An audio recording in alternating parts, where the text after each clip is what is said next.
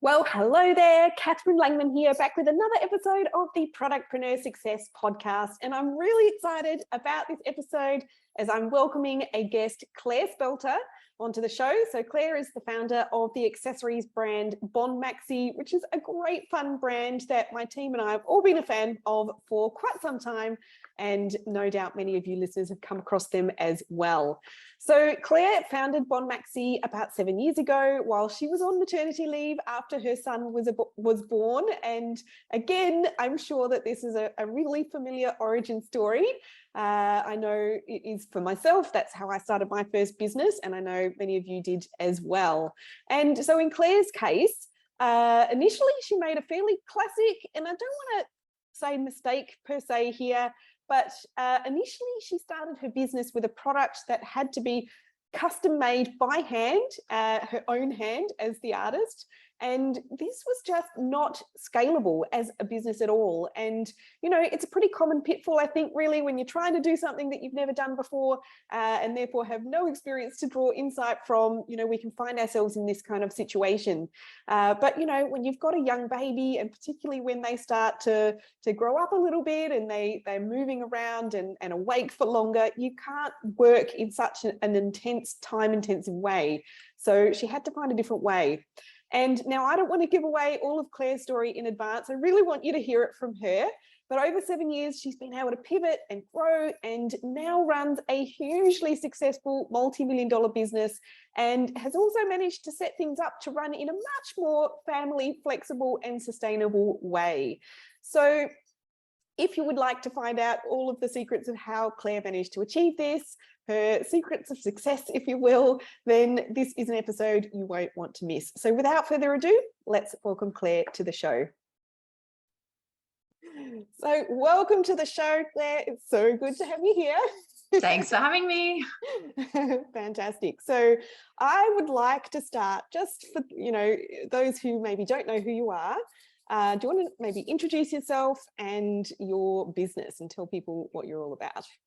Absolutely. I'm Clare Spelta. I'm a Brisbane-based business owner, and I own a brand called Bon Maxie, which is all about very handy accessories that solve your daily annoyances.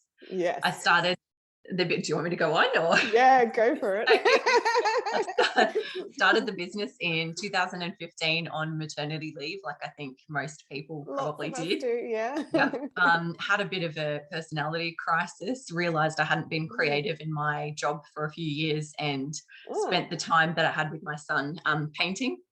And I used to do some portrait painting, and I thought, oh, this might be a good time to pick up the paintbrushes again and start maybe getting an extra couple of dollars in, as I was working in a company that was paying me as an hourly role rather than paid. So I wasn't getting any paid parental leave apart from the government stuff. So I started to feel the crunch. Yes.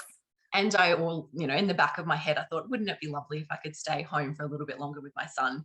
Not that that was my end goal at that time. So I started making a few dollars here and there doing these custom portraits. And I thought, oh, you know what? I could probably make a business out of this.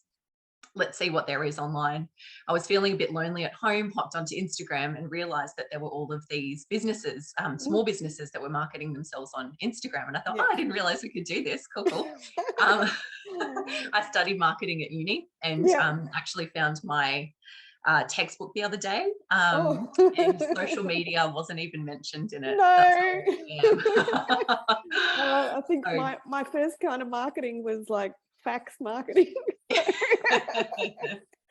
It's scary how quickly it evolves. Yeah. So there were these communities on Instagram because there were no Facebook groups or anything like that at that point. I thought, oh, this is really lovely. Everybody seems to know each other in the Brisbane business community. And so I started marketing myself there, and I gave myself a deadline and launched my business. And I did some nursery prints and wall hangings, put my website on live, and there were essentially crickets because I hadn't done any groundwork to actually market what I was doing. And fast forward a few months, I realized that I was booked out completely with my portraits. Oh, wow. And I thought, oh, my son's getting a little bit more active. I probably need to not spend, 3 to 4 hours per product doing my work. Is there something that I could probably do en masse? Yes, it's And not very scalable if you have to make not it all scalable. per, yes, per order. Yeah. Exactly. Yeah. And I couldn't leave all of my supplies out on the dining room table because little hands were starting to grab at things. Yeah. And so I thought, well, wouldn't it be good if I could figure out a problem that people had and perhaps create a product that I might be able to solve that problem with? So I just kept my eye open for a little bit. And one day I was trying to get out the door and my husband was waiting for me a little bit impatiently. I was impatient with myself. I was Yeah. trying to find a matching pair of earrings and I tipped 3 or 4 different jewelry dishes onto my bed, trying to work out where a matching pair would be. And I suddenly had that thought, oh, you know what, there should be a better way than this. Yeah. And I thought, right, I think that might be a good idea. But I Mm. spent the next couple of months researching to see whether there were any earring holders that did the job that I thought they could do. Yeah. And all I could find was chicken wire frames and clear acrylic. And I thought, well, that's not actually really Boring. appealing. It was becoming, especially on Instagram, everyone was going to Kmart because Kmart had brilliant interior decor for very cheap. Everyone was starting to become really conscious of what their own spaces were looking like because it was really easy to make it look nice, and we were posting pictures of it online. So I thought if I can marry my painting and my product idea and create these beautiful earring holders with intricate designs, wouldn't that be lovely? And of course, my bestseller ended up being a white triangle. Oh dear. But So it's probably the pretty ones that brings people in to have a look in the first place. That's though, it. right? That's it. Yeah. But we're all very simple people at heart. So yeah, it started that way, and then it became a bit of a nightmare creating earring holders because it was drilling holes into wood, and then drilling more holes into more pieces of wood, and our lounge room was getting filled with sawdust, Oh my and goodness! And we you've were got a both little getting boy. RSI. That's it. It was blowing in from outside. And we eventually moved to having our own laser cutter, and then I was spending all of the time laser cutting, and then we started outsourcing, and now 7 years on, we've gone to manufacturing, and we have expanded our range. I've gotten rid of the portraits now. Right. But all of the products that we have solve a daily annoyance. So they're, whether they're bags or wallets that are small enough to fit in every bag. But it's certainly a completely different business to what I thought it would be right at the beginning. I mean, that tagline that you have is just so spot on because, you look on your website and it's like you've just stuck your head in pretty much every woman's bedroom and closet to sort out all of those problems. So I think I might just be a very dissatisfied person myself now. So I start to try and solve other things that people haven't quite nailed, in my opinion. Well, you're ahead of the curve, so that's a good thing. So this has been a bit of a journey over 7 years, I think. Is that right? Yeah. And so how soon was it after the earring holder launched that you could tell that it was going to be a success? It was that very first picture that I posted on Instagram. Wow. Actually, after not having so much of a response with my portraits. The portraits were certainly popular, but I had the nursery decor that, everybody could kind of access from any place. And I didn't really feel like I was contributing in a different way to the market. When I put this earring holder online, suddenly out of nowhere, there were all of these earring businesses that were commenting saying, oh my gosh, this is something that we need. Like, my customers would love this. And I was starting to get wholesale inquiries pretty quickly after that. So I realized it was a pretty instant response that, That's very cool. And so was that a surprise, or did you kind of secretly think that might happen? I secretly hoped, because I thought, you know what, like, we had jewelry trees and we had all of those different options, but they didn't hold studs and hooks. They only held hooks, or they only held earrings. And I thought, I haven't actually seen anything like this before. And for me, that was something that completely solved my problem instantly and cleaned up my dresser. And I thought, surely I'm not the only one. And I didn't overly have a huge earring collection either. Yeah. And now we have some customers that have the 22, I think, hanging earring holders on their wall. Oh, wow. They have a whole wall dedicated to it. So there was a need. Sounds like it. That's incredible. So I want to talk a little bit about what might have contributed to that kind of success after you launched, because, you know, it's obviously nobody wants to be a one-hit wonder, but that can happen. So, you know, you've sustained this growth and development over quite a few years now. So what would you think, or what would you say are maybe 3 things that have really shifted the needle as you've been growing your store? Well, I think Instagram is such a huge part of our business marketing.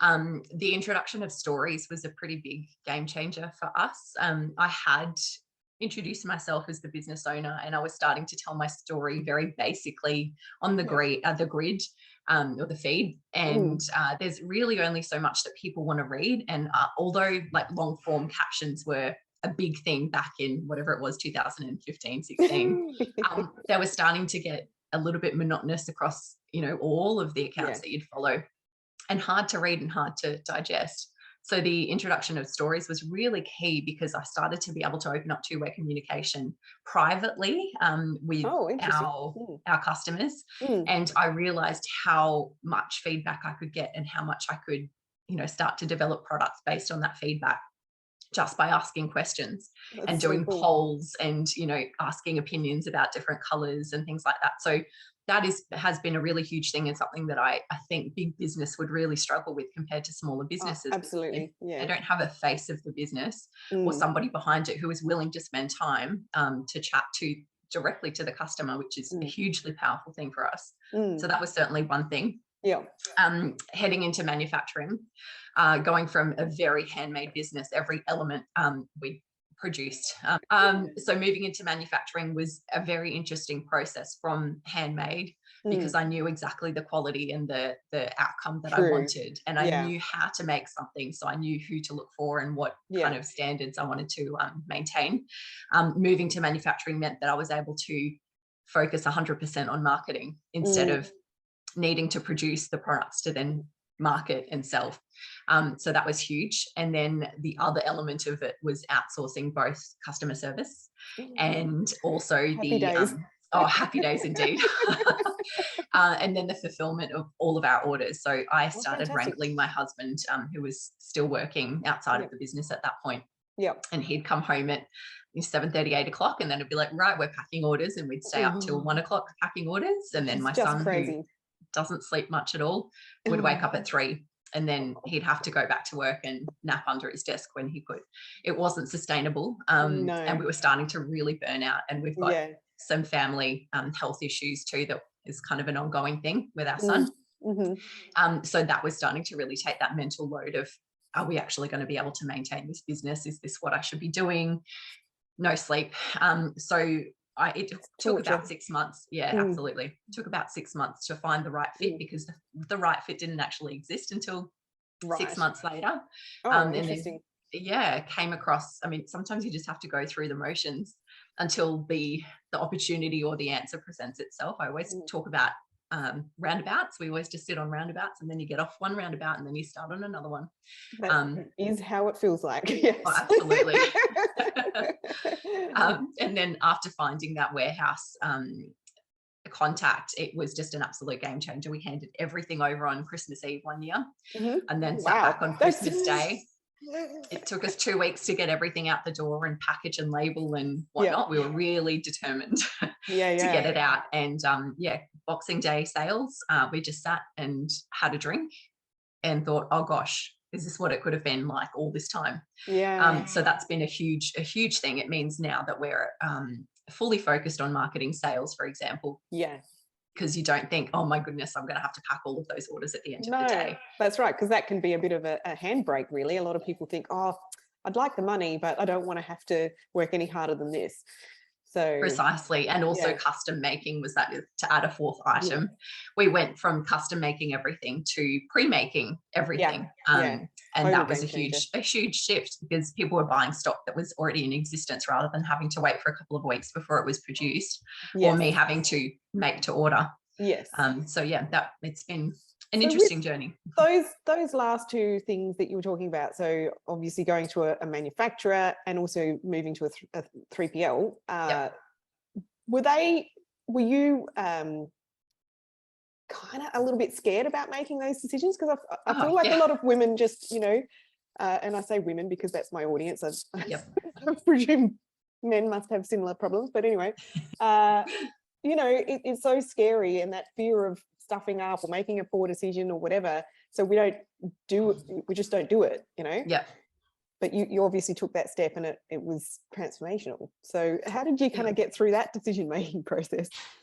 It wasn't an overnight thing. I think that's the key part. It may have looked like it was on the outside, going from us packing to suddenly, hey, we've got a warehouse. But that was 6 months research and going out to meeting people and walking into a huge warehouse that sold or sent out car parts that I thought, are they actually going to take care of my products in my tiny little business in one corner of the warehouse? So it was a lot of like, what is my big wish list? I'm a big advocate for writing out wish lists.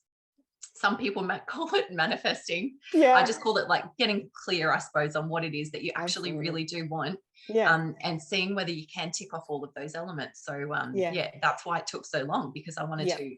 And I'm a big overthinker. I'm a big researcher. Probably delays some decisions to some element, but at least I'm confident about it when I do come to a decision. Sometimes I don't think at all and make very on the fly decisions. But for both of those elements, like the same with manufacturing, trying to find somebody who can produce to the quality and in the timeline and for the cost that you really want. I knew exactly what I wanted it to look like. So finding somebody or a factory that was able to produce to that standard, within the pricing structure that we had already sold to our customers was a big process, but we were still overlapping, I suppose. You get to a bit of a crisis point in all elements of business where you suddenly go, something needs to change. And you start kind of rushing to figure out what that answer might be. But of course, it's not overnight. No. Well, they're two big things that you definitely don't want to make a snap decision on. Absolutely not. No, not at all. So let's move on to the, I guess the community and the customer base and the audience that you have cultivated over the years. What is your audience like? Are they kind of like brand fanatics, or they come in and just buy one thing? It sounds like there are a few people out there that might be.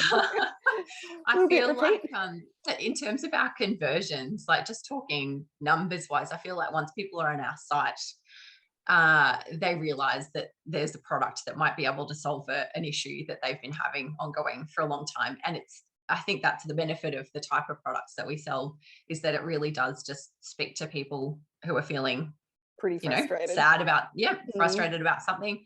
And I think for us, because of those conversions are quite high, we then have a lot of return custom. And because we're solving people's problems day to day, I think people have that positive affiliation with us, and they're quite happy to speak to people about it too.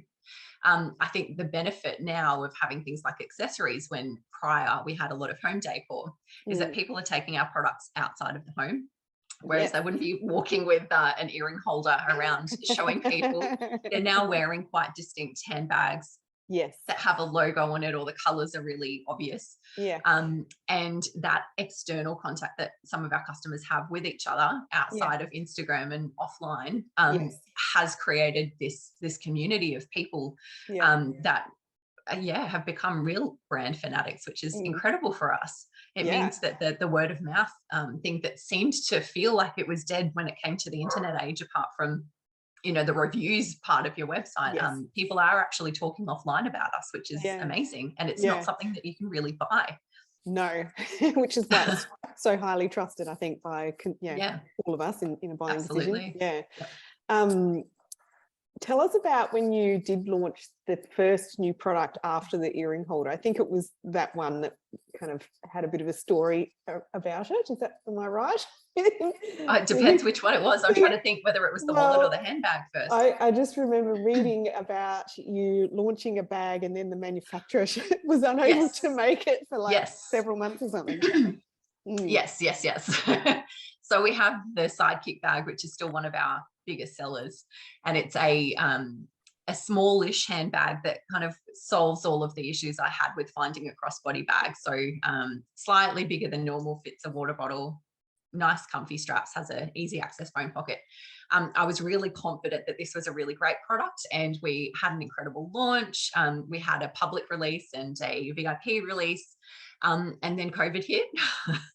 And then we had no stock for about 8 months. I thought it was either going to go one way or the other. Either they would just walk away and find a solution elsewhere, or they would hang around. And luckily for us, they did actually hang around. And after those 8 months, we had all of our stock finally arrive after delay. And we had a launch, and it was a sellout within 10 minutes for one release that we had. And then within 24 hours, everything had gone. So that was crazy. It was stressful, amazing. I don't know, it was a very big mix of emotions, because you don't really want to sell out of products. At the end of the day, you have products so that you can sell in a business. Yeah, well, particularly, then you have to wait for another production run to go through and arrive and hopefully not get delayed and all of that kind of stuff. Exactly, yeah. Amazing. And hopefully you were already in that warehouse by that point. We were, yes, absolutely we were. Thank goodness for that.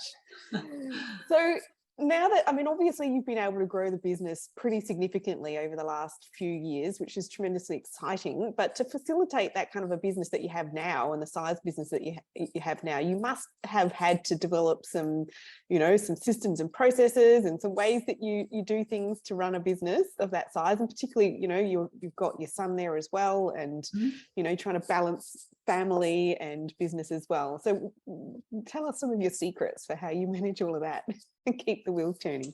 I think outsourcing has got to be a huge element of that. I already mentioned the warehousing. I've already mentioned customer service and admin. For a long time, I was doing my own creative work, which was, in hindsight, a really silly thing to do, because there are so many more people who are better at it than I am. So we had outsourced all of our creative to our graphic designer as well. And at that point, I was using contractors across the board.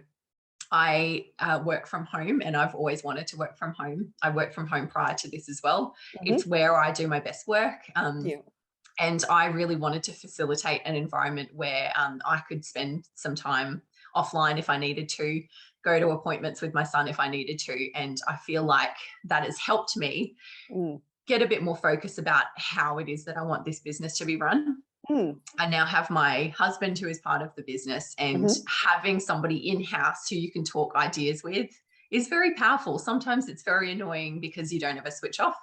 But it's certainly been able to help, what are our goals for our family, and then what are our goals for the business, and how can we work in with both of them. And so we have a very shared responsibility with both housework and the business.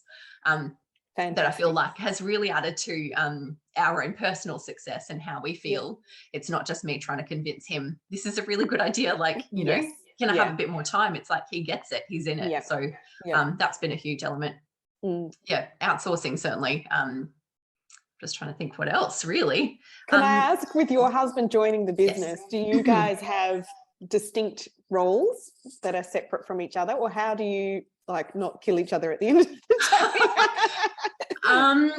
It's a very difficult thing to navigate. I won't lie. It's been, we've learnt so many things about each other, how we both work. He's come from an owning a business role, so he's not really been working with a team, whereas I've been in offices and agencies prior. So I have that element of teamwork, and, that's been an interesting way to get together and say, well, we have to have this shared goal, and how are we going to get there together, rather than just being an independent person working to get there themselves. Once my husband left his job, that's when he really took ownership of his role. So he's technically CFO, he does stock management, and a lot of the logistic kind of sides of things in communication with our warehouse. Once he had that role, and prior to that he was packing orders and helping me build products, where I was barking orders at him. Now that we have our split responsibility, a better dynamic. We now have a desk next to each other instead of two separate rooms. And I think there's just an understanding of how we both work, and how I need to work to achieve things, and what he needs to do. to do his own role. Yeah. And there's not so much crossover with me telling him to do stuff. It's more on his accord. Yeah. Oh, that's amazing. It sounds like you're quite the visionary in the business, and he's kind of the practical, make it happen, operational brain. Yeah, pretty much. It's very, I'm sure that you're not always 100% complimentary, but no one ever is. So yeah, I think spending 24/7 literally with somebody, anybody, like my sister, I would have fights with her regardless. So anybody would get to the point where you have disagreements, and then totally you work really well together. Yeah.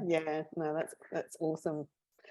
So I'll give you a quick context. I guess the listeners to this podcast would be essentially women just like yourself, maybe a couple of years earlier on in their business journey. But they're all coming up with their own products and trying to build those brands and grow those businesses. So can you give some advice to our audience? I guess what kind of advice would you give to our audience, in terms of growing that business, or also just juggling that family business balance, which can be quite tricky at times. Yeah, absolutely. I think it's taken me a long time not to feel guilty. And I still do, of course, like there's the mum guilt that's always there. But when I have my work time, I try to really be focused on work. And when my son, he'll come into my office when he's home from school and interrupt me essentially. And I just have to stop because he doesn't understand that this is my work time now. So just being able to drop it and just let it go is really important. And I've had to let go of feeling anxious about that. Yes. In terms of starting a business or, moving to the next step, it's that whole done is better than perfect. We just all procrastinate on so many things. And it's because we're not sure of how it's going to work out, or we're a bit fearful of making the wrong decision. And I suppose with my products, just as an example, I could draw and sketch until the cows come home, but that doesn't produce a sample, which then produces a product that we can sell. So I get to a point where I'm like, do you think I could probably live with this sample? I just need something in hand, whether or not that's a website or a service offering or something like that. You just need anything, something. Really, can't it? Yeah, exactly. Yeah, just push it. It's the minimum viable product, whatever that lean startup book is. I read it a few years ago. You just need something. And then when you've got that, just launch with it, or start to get opinions, or you can start to change things or work on it once you've got something physical. I love that advice. I think so many of us could be reminded of it daily. Just about done is better than perfect. Absolutely. And at the end of the day, you're the boss. Who cares if you want to make it perfect, fix it later, and chances are you probably won't. And is it still functioning? Great. You probably won't end up even thinking about it again. So no, love it. Absolutely love it. So beyond where we are now, so we're recording this in June 2022. So what's kind of the future hold for yourself and for Bon Maxie? It's a really hard question. More products, I have product ideas.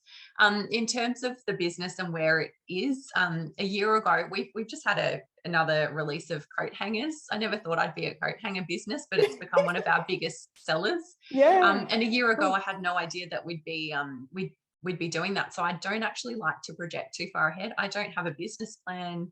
We have very rough financial goals. And I do have a goals list that I have, and I revisit it every few months and just check off what has actually been achieved. But every time I try and think of this is what I want to be, it kind of goes in the completely opposite direction. So I like to just be guided. I feel like we've all got a path. I like to think of it as a scratch it. We have a path laid out. You just don't know what it is, and you just have to scratch a little bit off at a time. I mean, products, certainly the travel industry is something that's reawakening. And I feel like there are certainly a lot of products that I would use on travel that I'm hoping to release over the next year. But there's really not much else apart from product ideas, because that's where my passion lies. Yeah, totally. Well, I think if you start releasing some travel products, you might just need to go on location to do a little bit of, marketing or tax write-off, exactly. Research. Yeah, yep. Why not? Yeah. You're the boss. So we do a little thing at the end of our podcast interviews these days where it's 3 sort of rapid fire questions, and just want to throw those at you if you're up for it. Go for it. So the first question that I have for you is, what advice would you give yourself back when you were in startup mode, now that you know what you know now and you've had all of this experience? I would try and let go of being such a perfectionist with everything that really doesn't matter. I listen to a lot of business podcasts because I don't really sit down and read books because I fall asleep doing it. And the recent one that I was listening to is Eat the Frog. Oh, I love that one. Yeah. Yes, it's great. I'm even thinking of getting a little like frog statue to sit on my desk just to remind me to do the hardest thing at the beginning of the day. Yes. And just get it over and done with. Yes. But the one thing that I've taken from it so far, not only is Eat the Frog, but that the 20% of the product or the effort provides 80% of the profit or benefits. And I think that is super powerful when you're looking at product offerings or like even just marketing. What is it that actually brings in the most revenue, and only focus on that and forget about the rest? Absolutely. Pareto principle. I am big fans of both of those philosophies, actually. So I'm really happy that you mentioned those. All right, second question. And this might be a tough one, but hopefully it's okay. What's been one of the best decisions that you have made in your business to date? Depending on the day, I might not like to admit it, but bringing my husband on board has been one of the best things that we could have done. Becoming a united front across all elements of our life, business and family has been really powerful for us, and has relieved a lot of anxiety about shared goals, I think. So that's been a huge game changer for us. Well, that's a really kind of positive vote towards bringing your hubby into the business. So it's not easy, but it's great. No, it's not. I've actually worked with my husband in the past for a while too. He's a pharmacist, so with a totally different business to what I would normally be diving into. But he's pretty hopeless when it comes to actual running a business. So it was fine. He was the pharmacist and I was the business. So that was fairly compatible. And last question for you today, and keeping things pretty much on a positive note, which I'd like to try and do. Why do you love being a business owner? I think back in the day when I was an employee, I used to work in both advertising and marketing, and I always had clients. And we'd always have to bill clients and work to certain hour caps. And I, being I'm a bit of half analytical and creative, I like both elements. I would like to spend a lot of time thinking about the creative side of things, and realize that wasn't actually achieving anything. And I was pretty much getting told to just you just need to get the job done. Cut it back. Yeah. And I felt as though I really wasn't able to fully give 100% of dreaming up big ideas or doing things to the best of my ability, because I wasn't able to have the time to actually be creative in the true sense of the form, where you're going out walking and you think of something. You can't build things like that. So I realize now, owning a business, that I'm able to daydream and I'm able to cook dinner and think about a product idea, and it doesn't matter.